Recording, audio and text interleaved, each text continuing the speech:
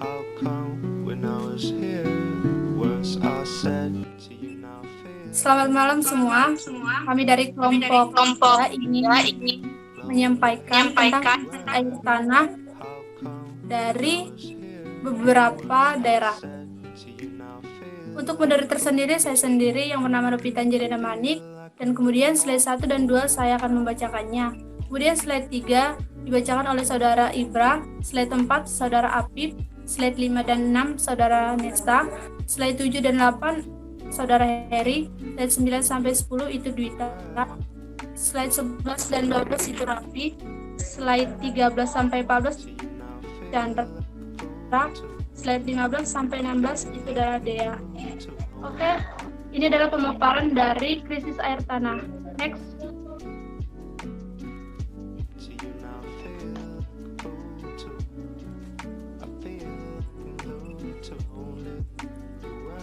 Beberapa dari daftar isi tentang pemaparan air tanah. Yang pertama itu adalah pengenalan tentang air tanah dan krisis air tanah. Kemudian ada juga analisis kasus air tanah di beberapa tempat. Kemudian ada presentasi tentang bagaimana kasus air tanah yang terjadi.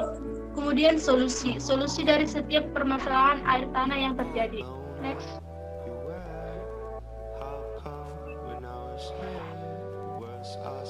Berikutnya.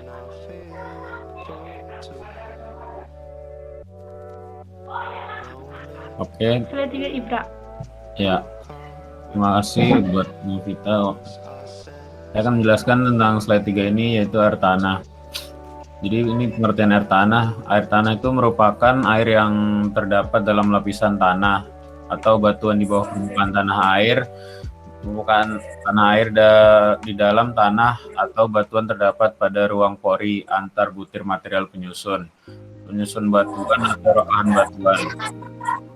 Air tanah ini merupakan komponen dari suatu daur hidrologi atau hydraulic cycle yang melibatkan banyak aspek bio, geo, dan fisik, dan juga berpengaruh juga pada aspek politik serta sosial budaya di suatu daerah yang terdapat air tanah. Kemudian pemaparan keempat akan dibacakan oleh Saudara Apip. Next dulu itu. Oke. Pada slide 4 ini akan saya jelaskan tentang jenis-jenis air tanah. Yang pertama itu ada meteoric water atau vadose water, yaitu air tanah yang asalnya dari air hujan, terdapat pada lapisan tanah yang tidak jenuh. Selanjutnya ada phreatic water atau biasa disebut air freatis, yaitu air tanah yang terdapat pada lapisan kulit bumi yang porous atau sarang, berada di atas lapisan kedap air atau di antara dua lapisan kedap air. Selanjutnya ada connate water atau air tanah tubir, yaitu air tanah yang terperangkap dalam pori atau celah batuan endapan. Sejak proses pengendapan berlangsung. Selanjutnya ada fossil water atau air fosil. Istilah ini sering digunakan atau sering disamakan dengan connate water, yaitu air yang terperangkap dalam pori antar butir batuan dan tetap tinggal pada batuan tersebut sejak sedimentasi itu terjadi. Selanjutnya ada juvenile water atau air magma, yaitu air yang berasal dari dalam bumi atau magma. Air ini bukan dari atmosfer atau air permukaan. Selanjutnya ada pellicular water atau air pelikular, yaitu air yang tersimpan dalam tanah karena tarikan molekul tanah. Yang terakhir ada artesian water atau air artesis, yaitu air yang berada di antara dua lapisan batuan yang kedap atau tidak tembus air ini sehingga dapat menyebabkan air tersebut dalam keadaan tertekan. Oleh karena itu, air artesis dinamakan juga air tekanan atau pressure water. Kemudian slide 5 dan 6 akan dibacakan oleh Saudara Nesta. Next. Ya, Novita, terima kasih. Jadi di slide 6 ini adalah studi kasus tentang krisis air tanah. Yang pertama yang terjadi di daerah Desa Kedungkarang, Kabupaten Demak. Krisis air ini terjadi diakibatkan karena adanya perubahan iklim. Selain krisis air, badan air tanah juga mengalami intrusi air asin, yang mana memang daerah untuk letak geografisnya ini berdekatan dengan Laut Jawa. Debit air di desa ini pada tahun 1990-an ini masih lebih besar dibandingkan dengan 2010 yang cepat mengering. Dari perbandingan tersebut, pada desa ini semakin lama air tanah semakin berkurang karena adanya perubahan iklim atau adanya peningkatan suhu. Kemudian di slide selanjutnya, pada desa Kedungkarang Kabupaten Demak ini sebelumnya sudah didapat solusi untuk masalah ini, seperti didirikannya Pasimas, pembuatan embung tampungan air hujan dan bantuan air bersih, namun semua cara tersebut masih kurang efektif atau masih terkendala dengan banyak hal. Dalam kasus ini dapat juga digunakan teknis desalinasi air laut yang merupakan pemisahan air dan garam. Karena jika dilihat dari letak geografinya yang berdekatan dengan Laut Jawa, dirasa cara ini cukup efektif. Sumber ini dikutip dari teknik PWK dengan judul Ketersediaan Air Bersih dan Perubahan Iklim. Cukup, Novita, mungkin bisa dilanjut. Kemudian untuk slide 7 dan 8 dibacakan oleh Saudara Heri. Terima kasih, Saudara Novita. Untuk selanjutnya, permasalahannya ada di Desa Sukajaya Lempasing yang berada di Lampung. Pada desa ini, kemudahan dalam mendapatkan udara menjadi suatu hal yang sangat penting dalam keberlangsungan hidup untuk memenuhi kebutuhan sehari-hari, termasuk bagi warga Sukajaya Lempasing. Hal ini tidak dialami oleh warga desa ini. Yang mereka alami hanyalah kekeringan. Warga Sukajaya Lempasing ini juga harus menahan beban yang sangat berat untuk mengangkut ember yang berisi udara dengan jarak yang cukup agar dapat memastikan bahwa persediaan kebutuhan air setiap harinya dapat terpenuhi. Sumur gali yang selama ini yang ada pada desa Sukajaya Lempasing ini menjadi harapan setiap warga pada desa tersebut agar bisa diandalkan kembali. Selain itu, tidak semua kepala keluarga memiliki sumur gali ini, sehingga menambah kebingungan mereka untuk mendapatkan air. Menurut data dari BMKG, diperkirakan bahwa awal musim kemarau 2020 akan terjadi pada bulan April dan puncak tersebut menjadi pada bulan Agustus hingga September 2020. Dampak kekeringan yang akan dirasakan oleh sebagian provinsi yang ada di Indonesia, contohnya di Provinsi Lampung ini, menjadi salah satu yang terkena dampak kekeringan air tersebut. Terima kasih, Novita. Oke, dilanjutkan kembali untuk slide 9 dan 10 dibacakan oleh Saudari Dwita. Terima kasih Saudara Novita. Untuk studi kasus krisis air tanah yang ketiga, yaitu Kota Bandar Lampung di Provinsi Lampung, di mana pada kemarau panjang telah terjadi 3 bulan terakhir. Pada warga sebagian wilayah Kota Bandar Lampung hingga kini masih merasakan sulitnya mencari air bersih.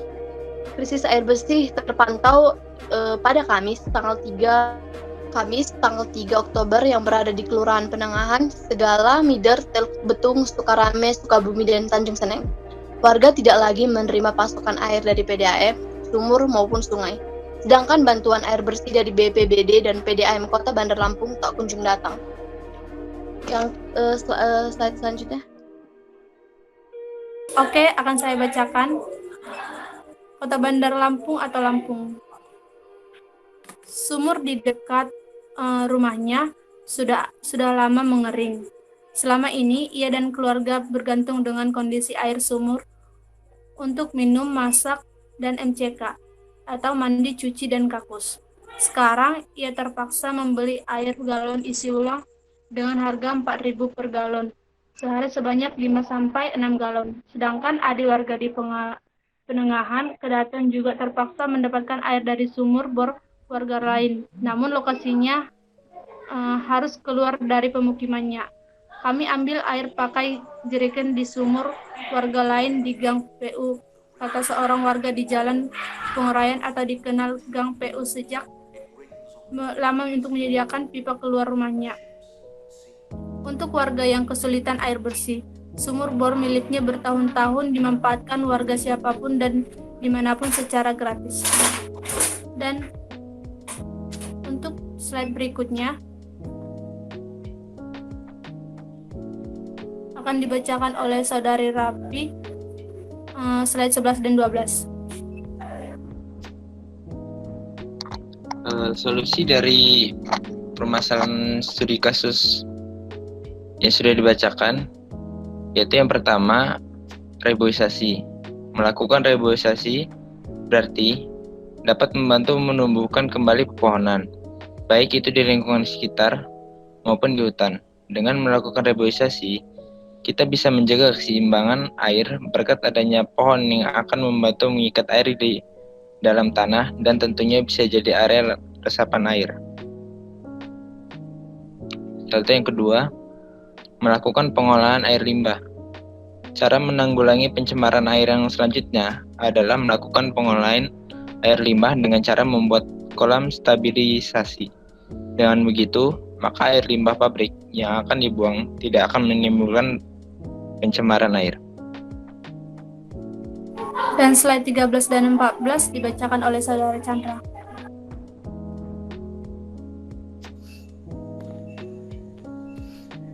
Terima kasih atas waktu yang telah diberikan.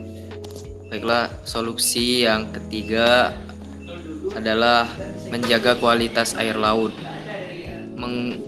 Menanggulangi pencemaran air yang bisa dilakukan adalah dengan menjaga kualitas air laut.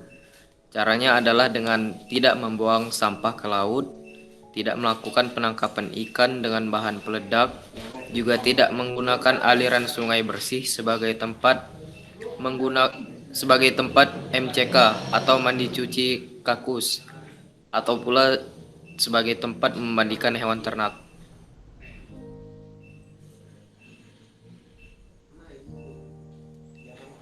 Selanjutnya, solusi yang keempat, memakai deterjen ramah lingkungan. Cara menanggulangi pencemaran air bisa dilakukan dengan menggunakan deterjen yang ramah lingkungan. Penggunaan deterjen yang berlebihan dan membuangnya langsung ke dalam air akan bermasalah untuk ekosistem di sungai dan membuat ikan-ikan serta organisme yang hidup di air tidak dapat bertahan hidup. Untuk slide 15 dan 16 akan dibacakan oleh Saudari Dea. Untuk solusi yang kelima, itu menggunakan kompos dan pupuk organik.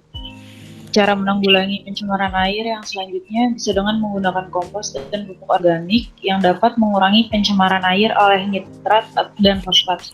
Kompos dan pupuk organik pun dapat memulihkan kandungan mineral yang berada di dalam tanah, juga dapat memperbaiki struktur, mencegah eutrofikasi. Tapi selain itu, dari yang udah disebutin tadi, bisa juga solusinya itu pakai teknik desalinasi air laut yang tadi dipakai buat solusi desa Kedung Karang. Nah, itu bisa juga buat desa-desa yang dekat sama laut. Tapi selain itu juga bisa pakai pada tampungan air hujan, tapi biasanya itu nggak efektif karena tempatnya kotor. Nah, itu bisa ditanggulangi dengan ya setiap seminggu sekali atau beberapa waktu itu dibersihkan. Jadi cara itu bisa efektif.